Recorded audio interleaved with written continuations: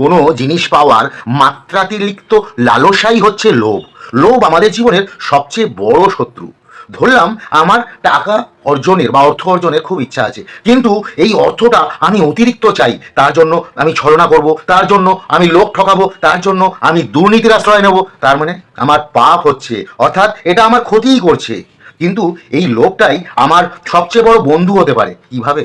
আমি সৎ পথে কর্ম করে অর্থ উপার্জন করব এবং প্রচুর অর্থ উপার্জন করব, অর্থাৎ এটাও তো আমার লোভ যে আমি মাত্রাতিরিক্ত উপার্জন করতে চাইছি, কিন্তু সৎ পথে। আর সেটা সমাজের বিভিন্ন কাজে, সমাজের উন্নতির কাজে আমি ব্যয় করব।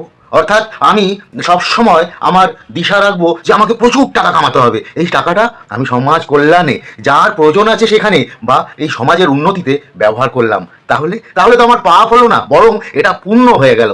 অর্থাৎ লোভ খুব পাপই একটা জিনিস, কিন্তু তুমি যখন লোভকে বন্ধু বানিয়ে নেবে তখনই তুমি পুণ্যের রাস্তায় যেতে পারবে। যেমন আমার সৎসঙ্গের যদি লোভ থাকে তাহলে প্রচুর মানুষের আমার সাথী হবে। সেরকমই আমার যদি ভালো কর্ম করার লোভ থাকে তাহলে আমি সারা জীবন সৎ পথে ভালো কর্মই করব, প্রচুর কর্ম করব। অর্থাৎ লোভটা খারাপও হতে পারে, লোভটা ভালোও হতে পারে। এটা আমাদের জীবনযাত্রার উপর, আমাদের দৃষ্টিভঙ্গির উপর, আমাদের চিন্তাভাবনার উপর নির্ভর করে।